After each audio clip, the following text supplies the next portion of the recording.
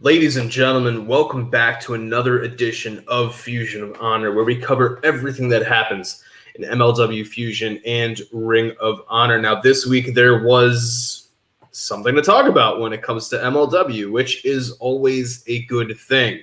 We know that the MLW show, the Battle Riot 3, happened a couple weeks ago. Ness was there, and now we get a little bit of what actually happened at the event. But I can't talk about this alone, and I sure as hell would not talk about this without somebody who is there live. So, of course, it's time to introduce the co-host of Fusion of Honor, the three-time baby-making champ. This is Ness. Sir, how are you doing today? Doing mighty fine today. Yes, we finally, after all these months of not actually having real information and content for the Fusion part of Fusion of Honor, we can finally dive into some MLW. Yes, that we can do. But before we do that, we got to remind you guys to hit that like button, comment, share, subscribe if you have not already. It allows us to do the incredible things that we enjoy doing for you, like the AEW Dynamite live stream that just happened. Ness, you were on that. That was an amazing experience for everybody involved. Yes. And just a great time to be able to interact with all of you guys who are on this channel. So we're going to keep doing what we do, and that's why we ask you guys to keep doing what you do, which is hit that like button, comment, share, and subscribe. Speaking of subscribing, I subscribe to the idea that if you're going to film an entire pay-per-view event, you should maybe show everybody more than one match. And when it came time for the televised version of Battle Riot to happen, MLW said, well, I mean, it's only called Battle Riot, so that's really all you need. And that was a little upsetting because you and I had previewed some of the other matches that we knew about, and some of the other matches were things that, I don't know, I was kind of interested. I was interested in that King Muertes versus Richard Holiday match for that IWA Caribbean Championship. But that was only for the people in attendance, such as yourself. Really? I did not know that. The only match that was aired was the Battle Riot itself. It was It was that and the moment where Cueto's out there and then Injustice interrupts, and then LAX shows up and all that kind of that part, yes. Okay. That interaction we saw, and then the actual Battle Riot match itself. Everything else, I'm guessing maybe they might use it as television stuff. Maybe, you know, because I know that they're going to have a taping in the beginning of September.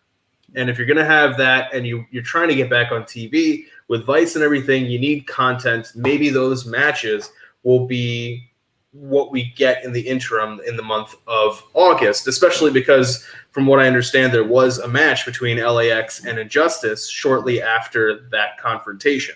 So they cut it before that match started. And so it would make sense if on a future episode of MLW, they are like, hey, do you remember what happened during Battle Riot? Right. Here's now these two guys or these two teams interacting with each other. But let's talk about the Battle Riot itself. This was being there live, it had to be a lot more interesting. But like for me, there were just parts of this that felt off. And a lot of that I felt was because there were guys in there that really hadn't interacted with each other that much before and didn't really know each other. And it's tough to have matches like this when everybody kind of needs that moment or a couple moments when they first get in to hit all their big moves and, have that kind of Royal Rumble spot where somebody is hitting all those moves, especially if you don't know what that person's moveset is and if you don't know how to properly take those moves. There's a lot of bad things that can happen. But I thought overall it did a pretty good job. The only thing I thought was horrible. Absolutely horrible. It was just insulting to the intelligence of everybody watching. I think I know where you're going with this. Is where Tom Lawler, he got eliminated and decided to try to get back into the match dressed as LA Park. Now, I understand that they were off for about 2 months. And I understand Court Bauer was saying these guys are going to have fight camps and all this kind of great thing. All these kinds of great things. However, Court Bauer, you and the MLW booking committee needs to not tell the announcers that they're supposed to tell me that they think that that actually is LA Park. Because Tom Lawler is the equivalent of 2.5 LA Parks. Yeah. And LA Park did not lose 300 and something pounds in 2 months.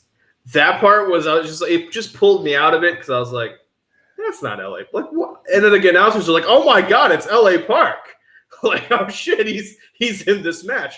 And then it's Tom Lawler. And just that pulled me out of it. But overall, we have Alexander Hammerstone surviving and being the winner of the match. He now has a title shot against Jacob Fatu in his pocket. This is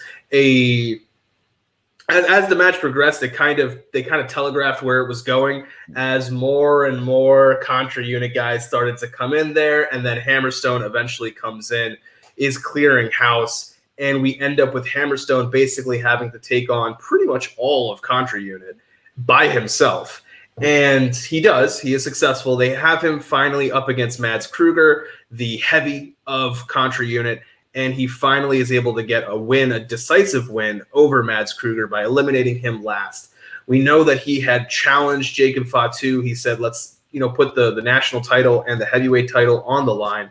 Fatu said, no, we're not going to have that match. But now Fatu can't really duck Hammerstone anymore. So, Ness, what were your thoughts about the match being there live? What do you think about Hammerstone being the winner? And what do you think about our future World Heavyweight Championship match? We pretty much figured that Hammerstone was going to be the guy going into it, get the win, obviously. It just built the story up of him trying to go after the MLW Heavyweight Championship. Now, like you said, there is no ducking. You can't run from it. It's official. He has the title shot in his pocket now. As far as the Battle Riot itself, it was okay. It was fun. But I think it was just the fact that it was too many people in the ring at one point. So it was like you can't do as much. You could barely do anything. It was first of all, it's 40 people. It was going to be 40 guys.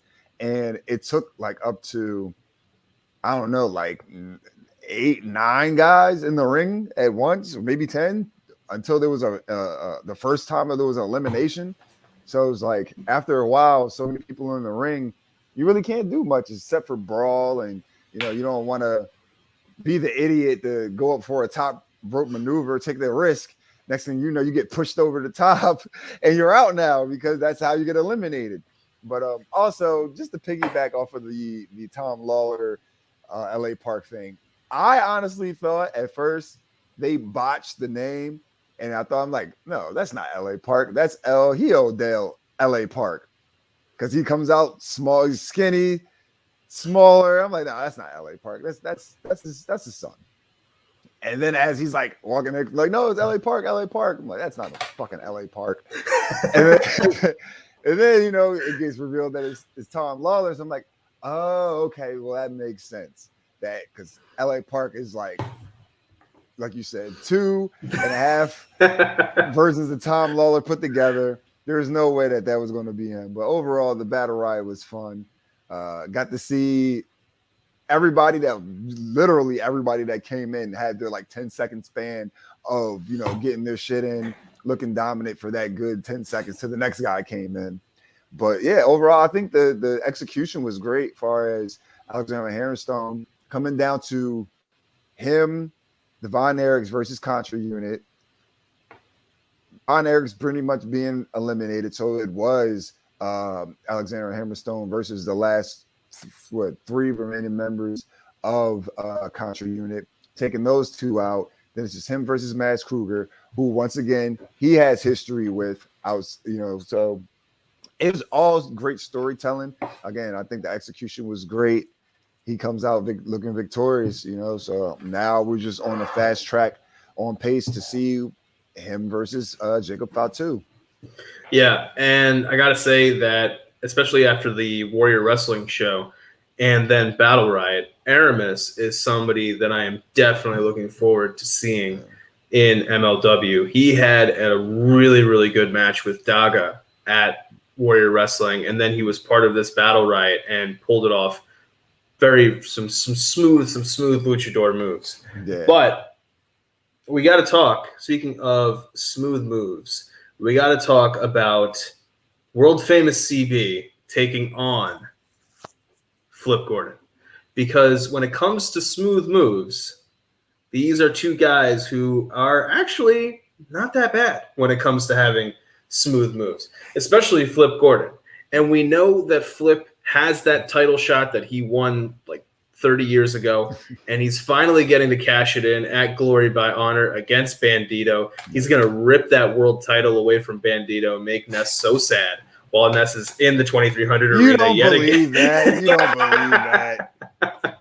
We don't believe that. If that happens, Ness is going to be on the news beating the shit out of Flip Gordon. I'll be highly upset. I will be extremely upset. Like, what? Your first title defense and you lose? What the fuck? Oh man! And then all of a sudden, around the corner, you just see the Ring of Honor board of directors, and pulls off the mask at Scooby Doo, and it's really Gato finding new ways to piss Ness off. No, you keep. Just piss me off with New Japan. Don't bring the booking over to the Ring of Honor as well. I mean, yeah, but Shingo has that world title, but we're gonna have to see whether or not Flip is able to take that world title. But right now, it's kind of weird. They are trying to build this man up as a contender, even though he has the guaranteed shot in his pocket, and they are putting him up against people that it makes zero sense for him to be up against. Like, what does CB do? What has CB done to deserve to be in the ring against the number one contender? Where, if you think about it, if he were to beat Flip Gordon, he could make an argument that it should be him and not Flip who gets the world title shot. It just does not make any sense whatsoever. And if you're trying to build up Flip as a guy who is going to be a threat to Bandito, then we need to see him be an actual threat. Yeah. This match goes for 8 minutes and 46 seconds. And for a lot of it, Cheeseburger CB was looking like he was going to be able to put Flip Gordon away. And I was like, wait a minute. First, you made this guy, you had him tap out to EC3, which, I mean, EC3 needed the win. So, all right, okay. Now he's barely beating people, but he's supposed to be the guy who can take down Bandito. It just, parts of it just felt really off to me. But Ness, what were your thoughts? I got to agree with that, because going into it, it's weird seeing world famous CB dominate. I'm still laughing at even just saying that. It's weird seeing him, quote unquote, dominate a match just because of like who he is, you know, the gimmick, honestly, just how he looks. Out of I'm not trying to body shame, because again, I go by Skinny Kravitz, so I'm not that much bigger in stature than CB, but he really did have control of this match for the majority of this match, and he looked like he was going to go on to winning and beating Flip Gordon, the number one contender to the Ring of Honor World title. So if that would have happened, although it was pretty much it was pure rules, although it was a pure rules match. No, it was just regular. I think it was just regular singles. Regular match? Oh shit! Yeah, it was just regular singles. It just came off like a pure rules, because that's pretty much how they wrestled. Which, again, that was pretty much weird too, that Flip Gordon just pretty much wrestled the regular match, didn't do any underhanded tactics, anything out of the ordinary. So I don't know. It's just weird to see him succumb to world famous CB of all people, because like, you know, going into the match, I'm like, oh, it's going to be a squash. Or that's what I was thinking too. Yeah, or Flip is going to go into it, you know, exactly, building up his momentum for this title match, making him look strong. And it did look at some points, it looked like that he wasn't going to win. Ultimately, he did get the win, which was seemed kind of rushed at that too. It was just, again, going through the match, CB having control of it for the majority of the match, and then coming down to the finish, Flip got a little bit of offense in, slaps on the STF, and then, match is over. But out of the two in that match, I'm pretty much looking more forward to what CB is going to be doing after this, because he looked great. Honestly, and it's weird to say that because he didn't win, but he really had control of this match. And just for somebody that, if people don't usually watch Ring of Honor and they see this guy and don't know his history and know what he can do, it's just like, oh, look at this goofball who's in the ring with, the Mercenary. Oh, this guy, and then, putting up on Flip, people that don't know Flip. Oh, this guy's called the Mercenary. Oh, he looks like a real badass. The match starts, and you got the goof ball pretty much dominating this match. So it was just weird. And I don't know, maybe they're going to do something with CB after this to try to like, oh, you look good in this match. What else can you do? But I just got to see where they go with it, honestly. Yeah, I'm pretty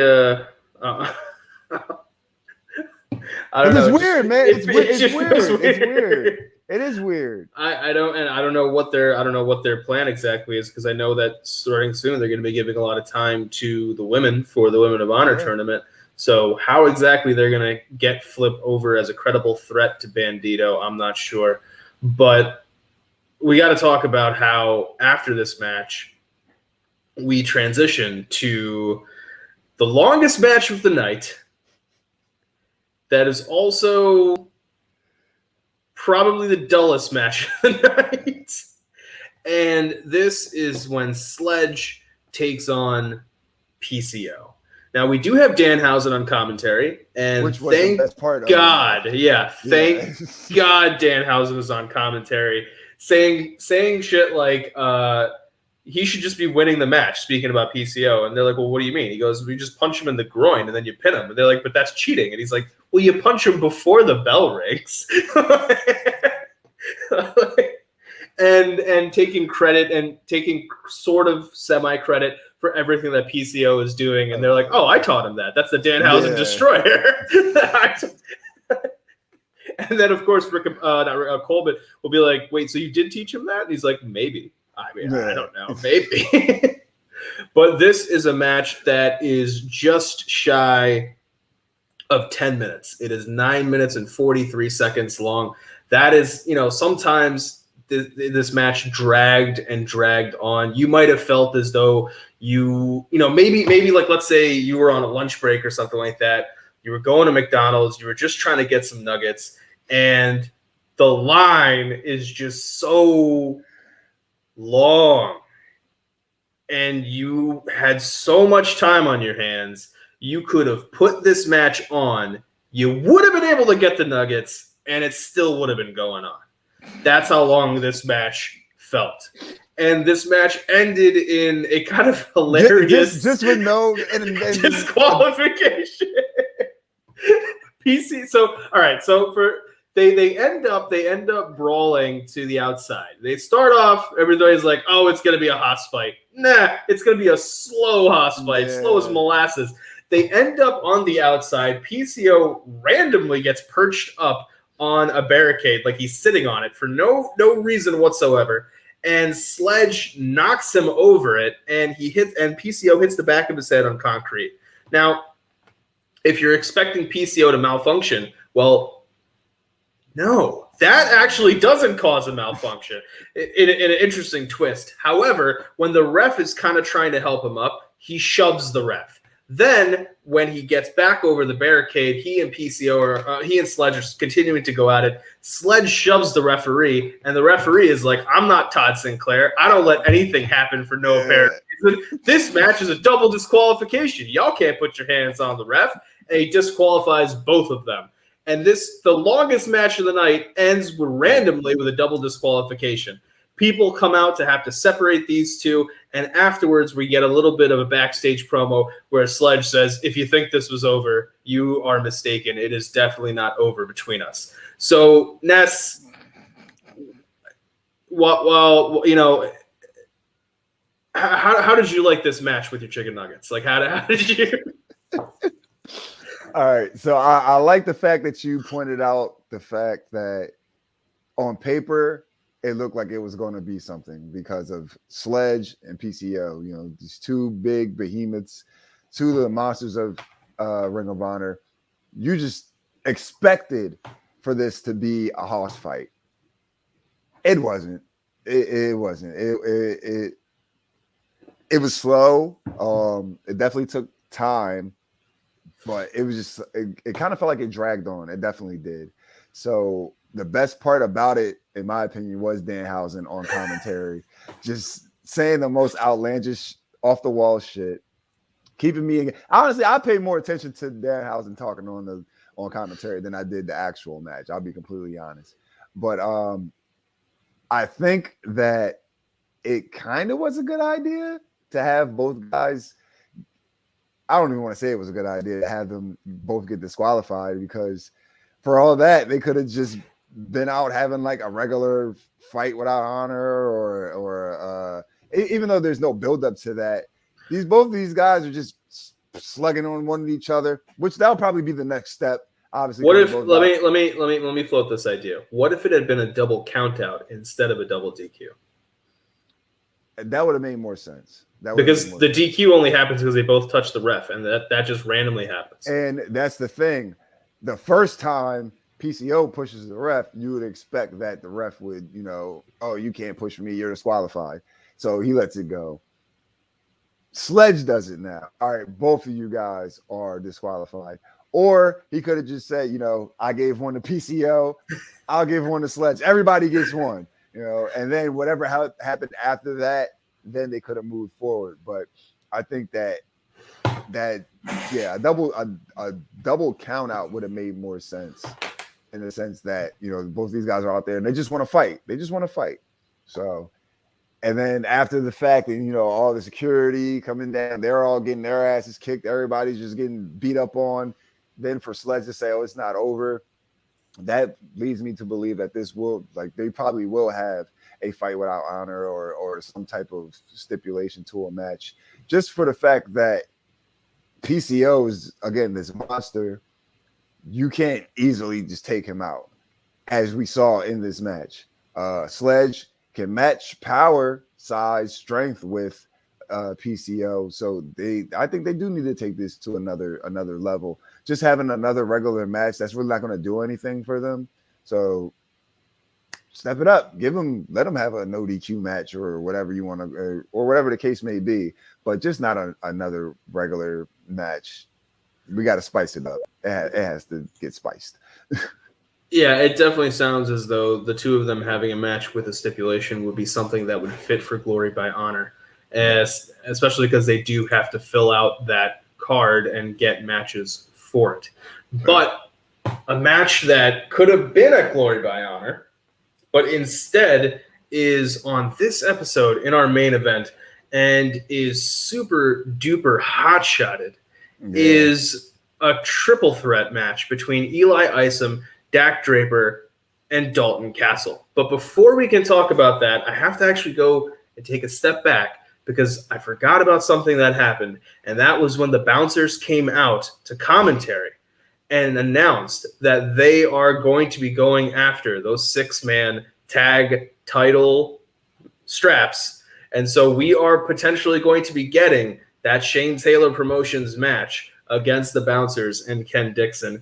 And Ness is just looking like a prophet right now. Spoken into existence. And ROH prophet right now when it comes to what could potentially be happening with those 6-man titles. So imagine if you are there at Glory by Honor, and this is the match that you get to see live and in living color. Since everybody seems to be dropping CM Punk reference, live and in living color. I'm gonna scream out, I booked this match on my review show, Fusion of Honor, on the Trill Heat YouTube channel. Go watch it, because they watch our stuff. Like, I'm gonna keep saying this every episode. These guys, they tap into our content, whether it's we tag them on Twitter, if we post it in the Facebook group, the ROH Experience, they see it, and I think they might just say, hey, if they already didn't have it in the works, you say, hey, that's a good idea. Let's go with that. Let's do it. Just give that's the match I wanted to see. Just brainstorming. They're going to give me what I want. Give me what I want. It's coming. It's coming. Yes. A Flip Gordon World Championship run is That's coming. not what I want. That's not. No. Don't want that whatsoever. But what Ness did want was a bona fide banger of a main event. And unfortunately, that is not really what he got when these three guys tangled together. They do show some promo videos between all of them where naturally each one is blaming the other two for the loss against Shane Taylor Promotions. Dalton Castle, of course, comes across as the most insane because he's saying, I just wanted us to be entertaining, and they didn't do that. And what the hell? And Eli Isom and Dak Draper were like, we could have been champions, and could have been a contender. But here they are trying to settle their differences in this triple threat. And I gotta say, if there was one person that made this 6.5-minute match really something, it's Eli Isom. Hell yeah. It is Eli Isom being all over the place. Eli Isom being the MVP of this match by just bouncing everywhere and being in multiple places at once, it seems, at some points, and being a glue that held this match together because Dalton Castle's character, while entertaining, is designed to be non-confrontational. He's designed to just hit you when he wants to hit you and then kind of back off so he can let the words and, that character aspect get under your skin. So that only leaves Draper and Isom. And Draper has that power that you have to be able to move around him. And so that's where Eli Isom brings the speed and the athleticism, and it really worked well. I think for what they were trying to go for, they at least executed it properly. I think if this had been given a lot more time, it would have worked out pretty well. If they had, for example, taken, 5 minutes from that PCO sledge nonsense and given it to this match, it would have been really, really good. If this had gone just about 10 minutes, maybe a little over 10 minutes, that PCO sledge match could have definitely gone to count out the two guys brawling to the back, and we say, okay, we're going to get some kind of either way, we know we get some kind of stipulation instead of having it just go on and on and on. Here, these are three guys who needed the time, and when they didn't have the time, tried to fit things in to not just be entertaining or exciting within the match itself, but also within the overall story.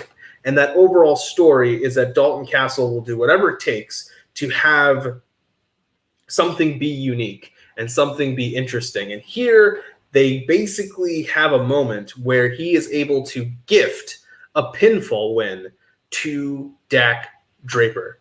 And Draper, not to take anything away from him, has that moment where at the end of it where he has that, at least you tried ribbon, and he's going to give it to Eli Isom, and he says, no, you deserve an actual handshake, and he gives him the handshake code of honor. So, Ness, what did you think about this main event? Definitely the glue to the match, and just the overall best part of the match was Eli Isom. He was definitely all over the place. He brought the fire. He was like the main person going at not only Dak Draper, but also Dalton Castle. It's just like Castle would just like pop in and out, when he felt like it. For the most part, just solely attacking Eli Isom. And Dak Draper, he got his moments in too, but it just seemed like the main person that was just bouncing over everywhere was Eli Isom, and he looked good doing it as well. Again, every time I see him perform, it just shows that he's improving. He's getting more and more of that babyface momentum. People just getting behind him. So it was funny though that the finish comes down to Dalton Castle just throwing a chair at Eli Isom, pretty much him being disoriented, and he's just like, "Oh, I gotta go. I'm busy. I got things to do." And it's just like, Well, you're so busy. Why the hell are you even wrestling, man? Just take care of whatever you got to take care of and then come back around when you're finished. But I also like the character development of Dak Draper in the sense of, we know how cocky and arrogant he is. You know, he feels like he's better than everybody else on the roster and just everybody else in general. But, you know, he didn't take the time to try to demean Eli Isom, and he actually showed him that respect. Out of the match that it showed, he deserved that respect because he literally was bringing the energy and that fire from start to finish, not only to Dak Draper, but also to Dalton Castle. So the fact that we all seen it and the way that the code of honor was held up here too after the match, Dak Draper even seen it, and then he had to show his respect to Eli Isom for that. So that was good. I really enjoyed that. Yeah, and I think that this is it's a pairing, the three of them, and then in particular Eli Isom and Dak Draper that can continue in the future. I think we can still get another triple threat match out of this where Isom feels as though he has something to prove. He can say that, yeah, it was a triple threat, but you shouldn't have been using a chair. So did I really lose against Dak Draper, or did I lose to Dalton Castle being an asshole? And they can find ways to, I mean, yeah, they can find ways. It's a little bit of both. They can find ways to make this match continue. Did you get a chance? I got to ask you, did you get a chance to catch week by week? Yeah, I saw it. Because we had a pretty hilarious Pure Rules match here between where Joe Keys is trying desperately to take on Brian Malonis, and oh my god, that was hilarious. Brian Malonis just walking in. Brian Malonis walking in like he bought the last chicken nuggets at the McDonald's, and he knows everybody is now coming in there. They're going to have to wait in this long-ass line, and then when they get to the front and be like, I just want like a 20-piece, the person's going to be like, well, we're out of nuggets. Yeah. And then you look over, and they're like, well, who bought all the nuggets? And they just point to that guy right there. Oh, and they're just like, yeah, and he took all the sweet and sour sauce too.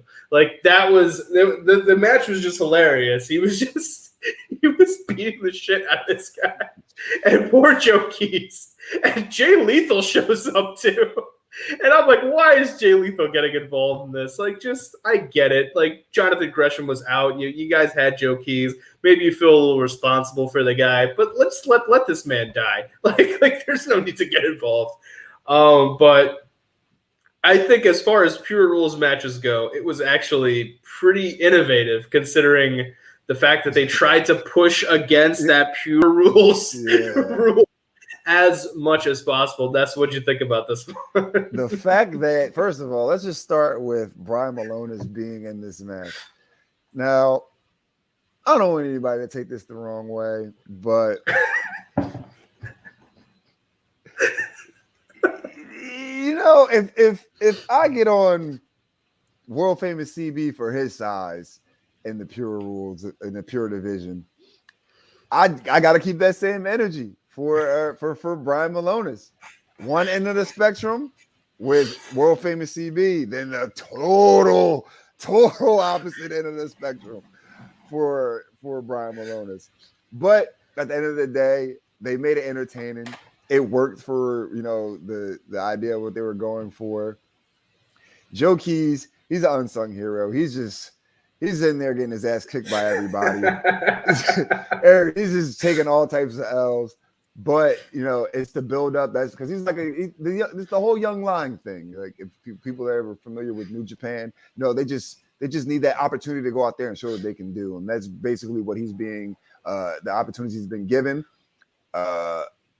Really haven't been able to capitalize on them, but the fact that he's been utilized, that's all that matters. You know, it's better to be out there and lose than to be in the back and not being used at all. So gotta give him his props, but I don't know how many more times I'll expect to see Brian Malonis in the Pure Rules division because he got to win. He picked up the win. So now what is that?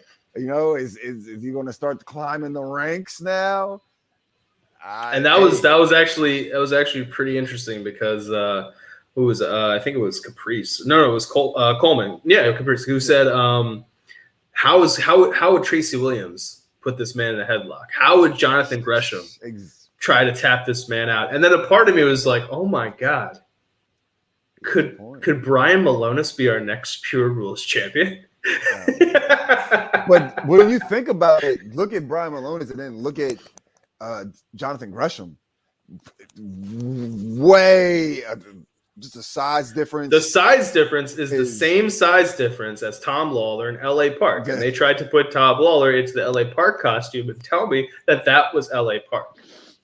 That is I'm dying on that hill. That is a good point. That's a very good point. No, but yeah, if it would actually be a pretty interesting thing, because if you think about it, Malonis can have as many Pure Rules matches as he wants. They have to beat him. He doesn't have to, and if they get close, he punches them. Like, he just has to make sure he doesn't use a closed fist, which he did use in this match. He got the warning. But as long as he just does that, just instead of hitting him with the fist, just get a big boot up every single time. Yeah. They got to come at you. How is the Octopus going to be able to tap you? That's actually, now I actually want to see that match, because I want to see how Jonathan Gresham can find a way to put Brian Malonis away. Can he do it? That's something that's intriguing. I'll say it like this. You've seen Kong Skull Island, right? Yeah. The part where the giant squid or giant octopus tries to wrap itself around Kong and he ends up eating it. That's pretty much as much as I don't want that to happen, that's pretty much what's going to happen.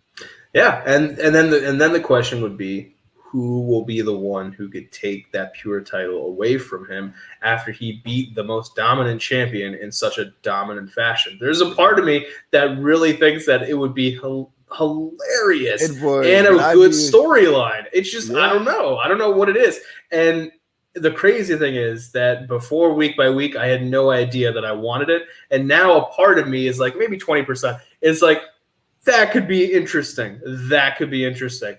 But I just don't trust Brian Malonis to not use a closed fist. No. And we expect it because, one, like, he's a heel. Two, the bouncers are pretty much doing whatever they want. And he could blame it on being drunk or something like that. Like, oh, I forgot about the rules. I'm a little inebriated. But, that is something that you would look forward to seeing when it comes to certain people.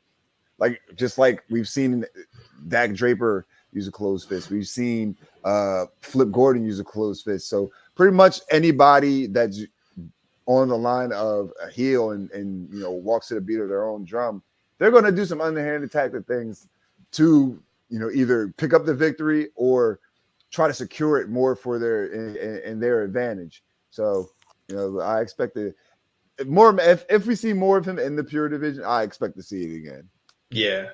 And that leads us, ladies and gentlemen, to our final two pieces of news, one of which is a pretty big development when it comes to Glory by Honor. And that is that at Glory by Honor, we will see a singles match where the essential character, EC3, takes on Fusion of Honor MVP 800 weeks running, the Mecca, Brian Johnson. Ness, do I even need to ask who you are rooting for in this match? If you guys don't know by now, I don't know what else to say. I don't know what else to say at this point. Come on, the Mecca. Of course. And here's the funniest part of this is that I am less interested in seeing how they're going to make Flip Gordon be an actual contender than I am in wanting to see a promo battle between EC3 and Brian Johnson. Yeah, that will be absolutely awesome to watch. Which they're both great talkers, and EC3 is just pretty much more laid back. He doesn't really get rattled too much. But how long is that? How much of that is he going to be able to take from the Mecca? Because he just keeps going and going and going and rambling and rambling. It's just like after a while, it's just like, yo, shut the fuck up. And not everybody can deal with that. Just like we heard from Danhausen so many times, like, oh, he talks too much. He just talks. And then, oh my goodness, that Brian Johnstone is just so annoying. You know, now me on the other hand, let him talk as much as he wants. It's extremely entertaining. But for his adversaries and opponents, not so much. And finally, guys, in our big news of the week, save this one for last. We can announce that as of today, July 29th, Quinn McKay is in the tournament. Finally, 95% voting on the Ring of Honor Experience Facebook group got Quinn into the tournament. The 5% of people who voted against her, you guys fucking suck. That or it's just all Mandy Leon and Allure accounts that, you know, they bought and paid for, you know. Just I believe that. Or they're horrible. Like, got fucking simps up there. Hey, you guys vote for Quinn not to be in. Oh yeah, sure, Mandy, sure, Angelina, whatever you want. Fucking losers. And you know, we have had our own. We have plenty of experience in learning and dealing with people who are sycophants and just do whatever somebody tells them to do. Oh, so yeah. we know exactly what that's like. And all you people who would have done exactly that for Mandy Leon and for Angelina Love, shame on you. Quinn is just trying to wrestle. That's all she's trying to do. But she is now in the tournament, and she is taking, if I remember right, she is taking Vita's spot. So she will have a rematch against Mandy Leon. And finally, Maria Kanellis doing something that should have been done. I was going to say it's a little late, but yeah, you know. 6 weeks ago. She should have done that. She should have made this rule before Flip Gordon won his title shot. Yeah. That's how far back it should have gone. She is now banning Mandy Leon from being ringside for Angelina Love matches and banning Angelina Love for being ringside for Mandy Leon matches. And why is this important? Because Mandy Leon and Quinn McKay are going to have a date with Destiny when they have the rematch as part of the tournament. And will we finally see Quinn being able to get a win over a member of the Allure when the other one is not there? That is something we're going to have to wait for, something we're going to have to see. And starting next week, we are going to have our Women of Honor tournament kicking off in full force. Ness, are you excited for this tournament? Hell yeah, because we didn't know when the fuck this was going to start. We just like, oh yeah, it's coming this summer. We're like, okay, you guys got a date, you know, like a month, maybe a weekend, like anything? No, it's coming this summer. And then, you know, out of nowhere, yeah, we're starting this weekend. Oh, okay, sure, no problem. We're in the dog days of summer, and they finally yeah, like at the end of it. But I'll give them this because I like to think that they're going to have them on television. So that's great that they're going to give the women, you know, the spotlight if that's the route they're going, because they can always just throw these matches on YouTube. But I think it would benefit for hey, you know, a couple weeks out, or just let them have their matches. The guys, we still need, you know, some stories built up and things of that nature. Yeah, fine, that's cool. But far as this title tournament, you know, we haven't had a Women of Honor title holder for like what, last two years, somewhere around there, like 2-3 years. So it's a lot at stake going on for this. Again, women's wrestling is on fire right now, just throughout the whole fandom right now. So letting the Women of Honor division show up, finally have them on the actual TV showings, that could get some more eyes on them, that can get some more, you know, notoriety for them and make it feel like a big thing, because it is, you know, you're crowning a champion in your promotion. That's major at the end of the day. Yeah, this is a important tournament. And it's going to really, I think, shape and define this women's division, how they are able to pull this off. and how all of it feels. There are a lot of little stories here and there that are happening because of how different women got into the tournament. And some of them were facing people who were already in the tournament or who later got in the tournament. Yeah. So there are a lot of different, just the webs that we weave that are happening here, and seeing how they're going to put it together. That's something I'm looking forward to, because Ring of Honor has shown one thing. It's that since we've started reviewing it, it's that they do long-term booking pretty well. Yeah. And I want to see how that plays out in this tournament. But that is a discussion for next week and the weeks after. And when we come to you guys to talk about Glory by Honor, those are the conversations we're going to be having as we break down the tournament. But for now, guys, we are going to bid you farewell and adieu. So, Ness, tell the people where they can find you, sir. You guys can follow me on Twitter and Instagram at skinny__Kravitz, right here on True Hill Heat YouTube channel. One half of Fusion of Honor with my man, the StatKing, man of 1,004 numbers, where we review MLW Fusion and Ring of Honor.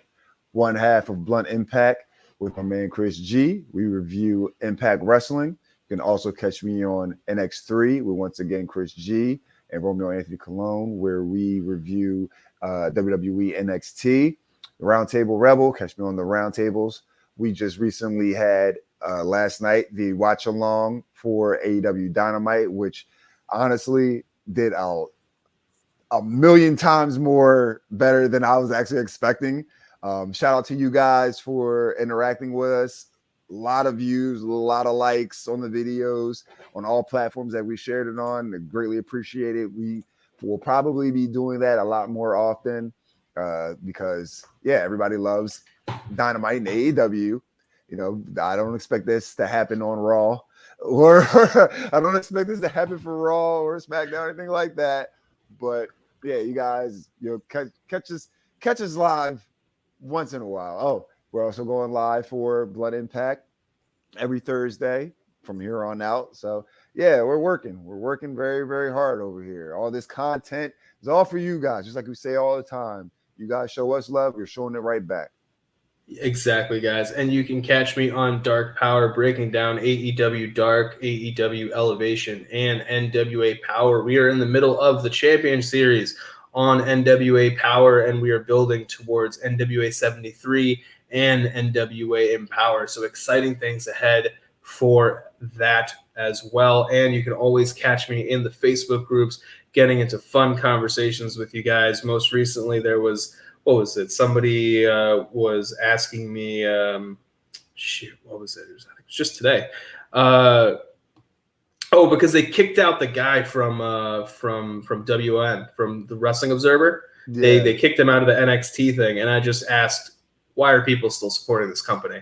And of course, if you throw a little bit of bait out there, you're gonna get something. You're gonna get something when it comes to WWE. And then people were saying, so he should just be spoiling everything. Like WWE shouldn't be able to control it. I'm like, no, WWE should be able to control it, but they know that they're taping this in front of people, and they're taping it to show on Sci-Fi. Like that's why they're taping it, because they're being preempted on the USA Network. Yeah. So if it wasn't this guy spoiling it because it's his job, it would have been a fan. It would have been somebody else.